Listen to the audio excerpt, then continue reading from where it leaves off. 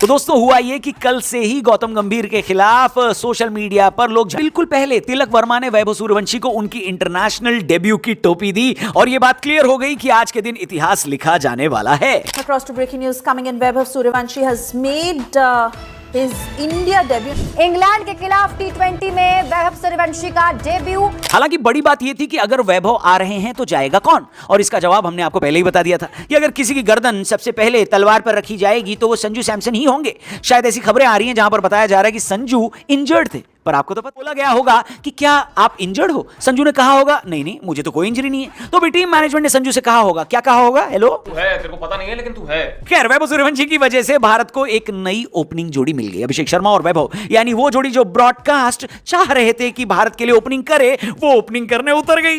पहला ओवर अभिषेक शर्मा ने खेला, 4 रन बनाए। दूसरे ओवर में वैभव की पहली बार बैटिंग आई और बल्लेबाजी आई इंग्लैंड के एक और डेब्यूटेंट जोश टंग के सामने। एक्साइटिंग था ये क्योंकि ये दोनों खिलाड़ी एक दूसरे के खिलाफ थे और दोनों पहली बार इंटरनेशनल क्रिकेट खेल रहे थे। पहले ओवर में तो टंग ने वैभव सूर्यवंशी को उनके मनपसंद शॉट्स नहीं खेलने दिए, लेकिन अगले ओवर में जैसे ही आर्चर ने एक के ओवर में मैच खत्म कर दिया, मतलब खत्म हो गया। जैकब बेथल ने 30 गेंद पर 33 रन बनाए थे शुरू में, और हमारे रवि भैया जो हैं वो 24 गेंद पर 60 खा के आए।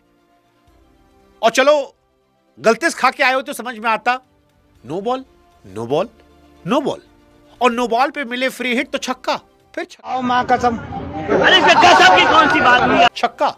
और छक्का छक्का छक्का का असर यह रहा कि इस मैच का सबसे अच्छा स्ट्राइक रेट अगर आप देखेंगे तो वो किसी बल्लेबाज का नहीं है, वो रवि बिश्नोई का है। हालांकि बिश्नोई खेल क्यों रहे थे ये हमको समझ, पढ़ाई लिखाई में ध्यान लगाओ, IAS बनो और देश को संभालो, लेकिन नहीं तुम्हारी। और अभी तो रुको, क्लाइमैक्स अभी बाकी है। तो रुको जरा सबर, क्योंकि इंग्लैंड में दुनिया जाती है तो पेसर खिलाती है। प्रिंस यादव आयरलैंड में 3 विकेट लेके डगआउट में पानी पिला रहे थे, लेकिन हम 3 स्पिनर के साथ जा रहे थे। ऐसे हमको लगा कि यार ये चेन्नई की पिच पर तो मैच नहीं हो रहा, क्योंकि आमतौर पर इंडिया में भी हम 2 ही स्पिनर खिलाते हैं। और हमारे पास करने आए उनको वैभव सूर्यवंशी ने पहले ही बॉल पर छक्का मार दिया। आर्चर साहब को लगी रहा होगा कि वैभव सूर्यवंशी से IPL में तो बच गए क्योंकि दोनों राजस्थान के लिए खेलते हैं, लेकिन यहां पर वैभव सूर्यवंशी ने अपने IPL टीममेट के खिलाफ कोई हमदर्दी नहीं दिखाई और उनको पहले ही बॉल पर छक्का लगा दिया। अगले ओवर में टंग का भी नंबर आया और उनको भी एक लंबा छक्का पेल दिया। लेकिन दोस्तों फिर 2 लेफ्ट हैंडर्स को देखते हुए इंग्लैंड की टीम ने ऑफ स्पिनर को लगाया और वैभव सूर्यवंशी स्टंप आउट हो गए।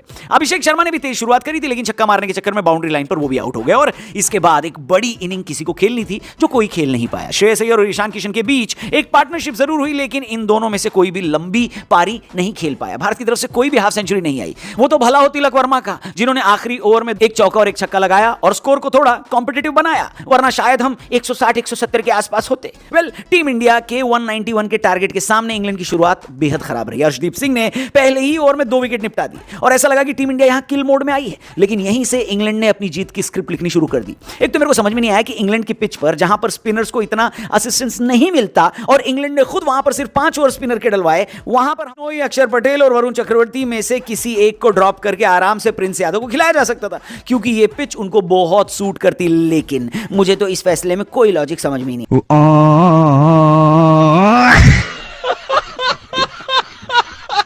रवि बिश्नोई 4 ओवर में 60 रन देकर गए हैं, एक भी विकेट नहीं मिला उनको। यानी एक तरीके से कहा जा सकता है कि अगर इंडिया की तरफ से कल किसी ने हाफ सेंचुरी लगाई तो वो रवि बिश्नोई हैं। लेकिन अफसोस कि उन्होंने गेंद से लगाई, बैट से नहीं। समझे, गजब बेइज्जती है।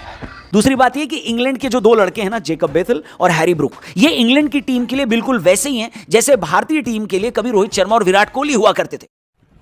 रोम रोम भाइयों, सिस्टम पार देंगे। शुरू के 2 विकेट जल्दी गिर गए, उसके बाद इन 2 प्लेयर्स ने क्या कमाल की पारी खेली है। इंडिया और जीत के बीच में बेथल ही आ गए। इंडिया की तरफ से जो बड़ी पारी कोई नहीं खेल पाया, इंग्लैंड की तरफ